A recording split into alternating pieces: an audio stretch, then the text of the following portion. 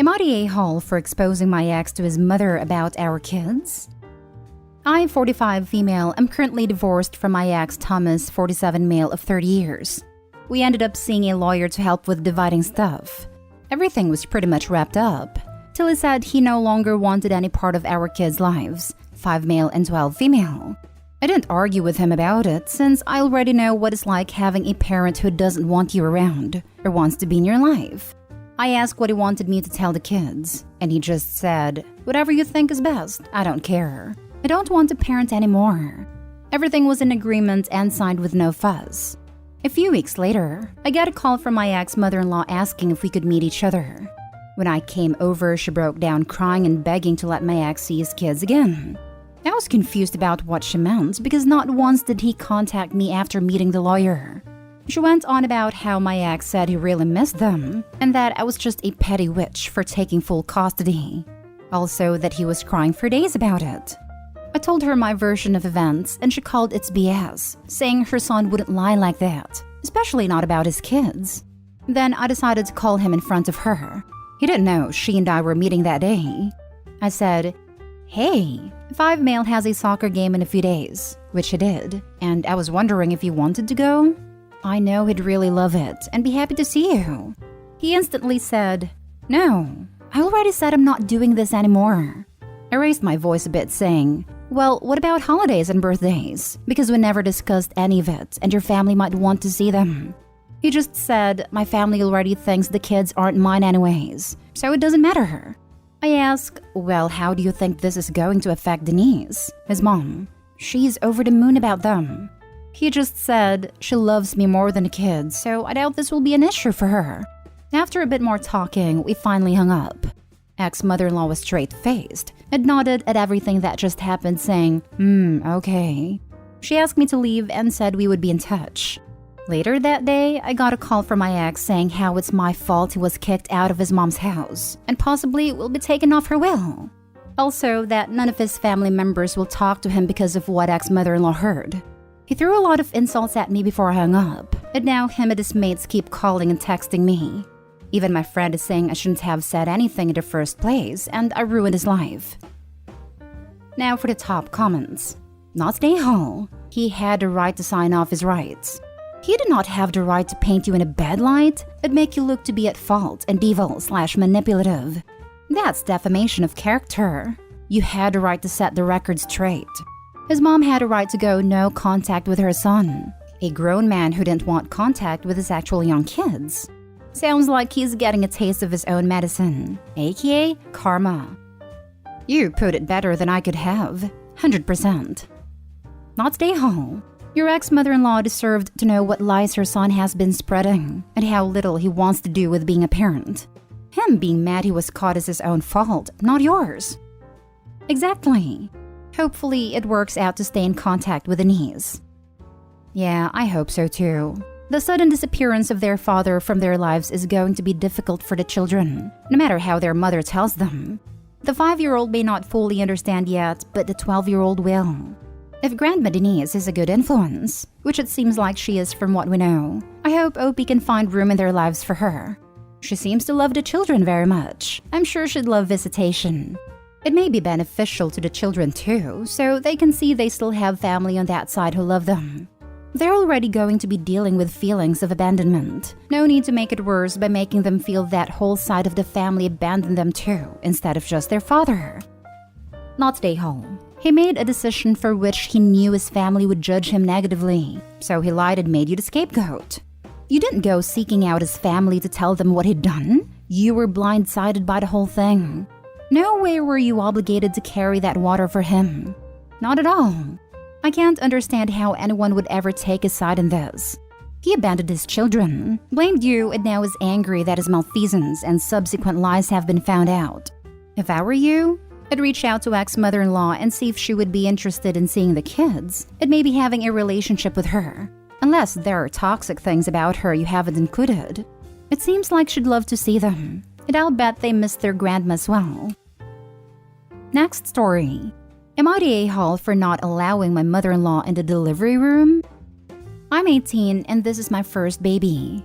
I'm getting induced on Tuesday. I live with my fiancé, male 21, and his mother, female 37. We live in a converted area behind her house. Was a garage, but was flipped into a studio apartment. My fiancé and I have been together for 2.5 years now, and I have lived here for a little over a year.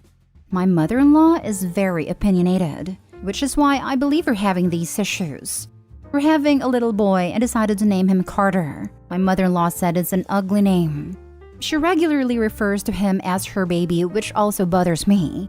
She insisted that she gets a baby monitor and a key to our place, just in case we don't wake up.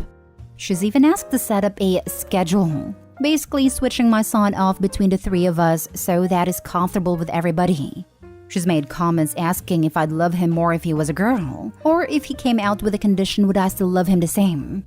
I told my fiancé about this, but he said that is just his mom and she means no harm by it. She is just inquisitive. She has been a part of every single moment of my pregnancy, which I should be grateful for, but I feel suffocated. It's like she thinks this is her baby too, and she's a third parent. Besides referring to him as hers, she's thrown away clothes I bought because they're ugly. She's made comments about how young I am and how she's worried about my parenting skills. She's insisted that she be made emergency contact and be on all of his paperwork as well, such as medical release, etc. This morning at breakfast, she brought up how excited she is for Tuesday and that she can't wait to see her baby be born. I just had enough. I told her that my son wasn't her baby, that it was my baby, and that I'd really prefer if she stays home while I have the baby because I just wanted that time at the hospital to be me, my fiancé, and my son. She started bawling.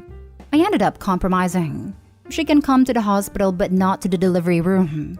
She said that's not fair at all. She should be able to see her grandson be born, that I'm ruining a special moment for her. Why can't she be there if they're allowing 2 people, etc.? I apologized and told her I'm just not comfortable with it. And I never told her she could be in the delivery room anyway. She just assumed. She told me that if I don't want her there, then I can leave. But my fiancé told her to stop and asked me to go back to the house. When he came back, he told me that I should consider letting his mom be in the delivery room with me for support. I told him that I didn't need her support. I needed his. I explained that I just wanted some time for just us because we didn't get that the entire pregnancy. He said that he can't support me like she would because he's not a woman and he hasn't had kids. I told him my decision was final. All he said was she's gonna be really upset and that I should have made it explicitly clear from the jump that she wouldn't be in the delivery room. Not stay home. By my math, you're older than she was when she got pregnant with your boyfriend. Remind her that if she can do it at 16, you can do it at 18. I don't know why I haven't said this to her yet, but thank you for reminding me. There's some cannon fodder for you, OP. All kidding aside, she's being emotionally manipulative. You are 100% right. This is not her baby. You'll have plenty of support from ladies who can provide you with all the support you need during delivery. They're called nurses. They've got more experience here than your mother-in-law can even fathom. You've got this, OP. Good for standing up for yourself. Not stay home. Can you and your fiancé move somewhere else? That woman is way too involved in your lives. I agree with your fiancé that you could have been more upfront, but I'm not convinced his mother would have accepted it earlier on either. It seems like she wants a do-over because she had her own child so young. We've been talking about it. Just don't think we're able to do so now, but we've been looking into cheap apartments. Finding affordable housing is just difficult now. I totally understand that finding housing is hard right now. But if you don't have a come-to-Jesus talk with your partner about his mother and her boundary stomping issues, it's going to get worse.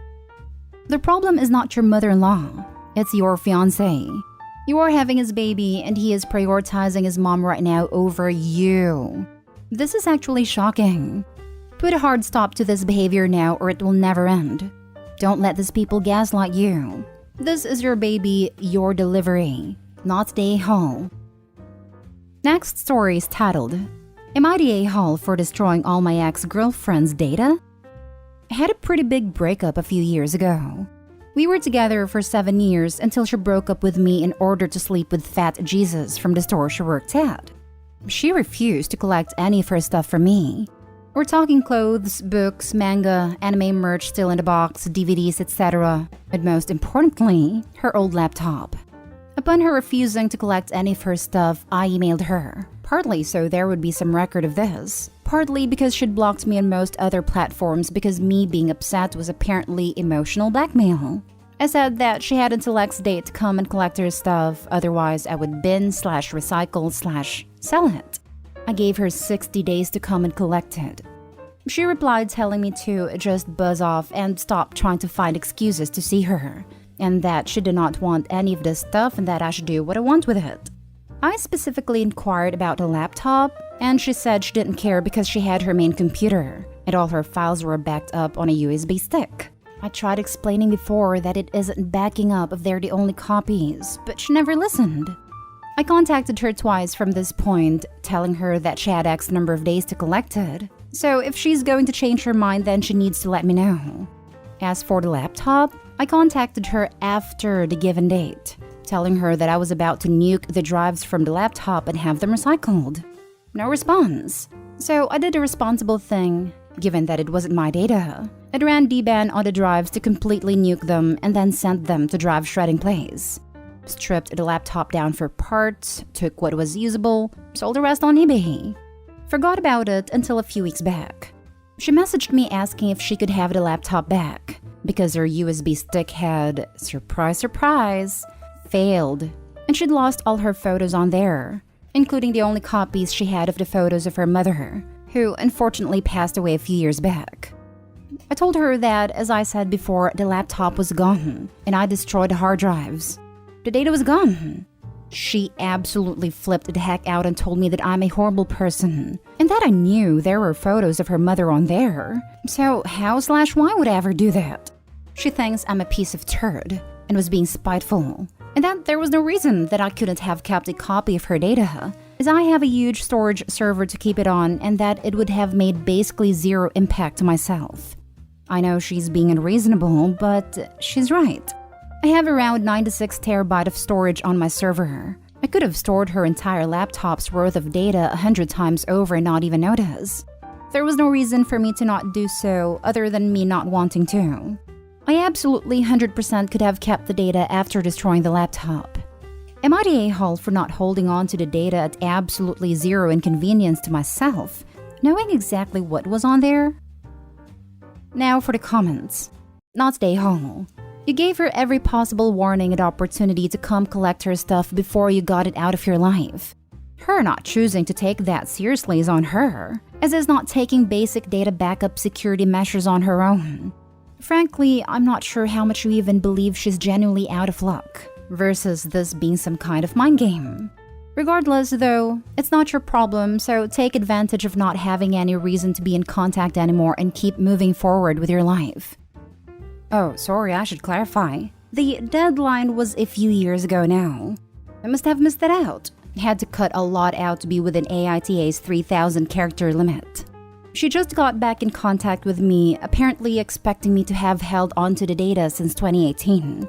I'd honestly forgotten about it, and pretty much her, until she got back in contact. I could have stored her entire laptop's worth of data 100 times over and not even notice. There was no reason for me to not do so other than me not wanting to. That is 100% a valid reason not to keep the data. Keeping it would mean holding on to the relationship and always having her in the back of your mind. Absolutely unhealthy in the context of moving on from a bad breakup. Not the a-hole. If you nuked them right away, I could see her point. But giving someone 2+ months to collect their stuff and then not doing it simply because she didn't want to means that is her fault. Yeah, plus I feel like not nuking them would have been irresponsible. I certainly wasn't going to keep the physical drive sitting around. I've had a huge clear out over the last few years, throwing out a lot of old crap. My ex's old computer certainly wasn't going to be spared, and just binning it without sanitizing the data in any way would just have been putting her data at risk. Now for the last story. Am I the a-hole for getting mad at my wife's gender reveal prank and ruining the party? My wife is currently pregnant and we are the proud parents of a 2-year-old girl. To be completely honest, this is an accidental pregnancy. I love being a dad, but our marriage hasn't been good for a while, so we didn't mean to bring another child into it. We had a small gender reveal party at our house. There was a small cannon which was going to shoot out blue or pink powder. When my wife took the thing to aim it, she shot the powder all over me on purpose. I was pissed and just turned to glare at her. She immediately looked uncomfortable and tried to laugh. Everyone seemed put off by me not laughing, and a couple people told me to lighten up. I still didn't laugh and just stood there deadpan. I could see my wife getting more and more uncomfortable. When we were away from the crowd, I asked why the heck would she do that? And she got defensive and said it was a prank and she thought it would be funny. I told her she knows I don't like idiotic pranks, and it wasn't. She demanded to know how I could just stand there like that and humiliate her, and I replied that I really don't care if she was humiliated because she chose to behave like that. She began to cry and said she wants to be in a relationship where they can play pranks, and it wasn't a big deal. I've gotten a lot of crap from a few family members, especially her dad, about how I overreacted and made a party uncomfortable. Edit for everyone asking, we are having a boy. Everyone sucks here for having a gender reveal party. And everyone sucks here for being miserable in their relationship and still bringing an innocent kid into this mess. Troubled relationships and divorces happen. What makes or breaks it is how they proceed to find a healthy balance. The mother might have wanted to keep the kid either way.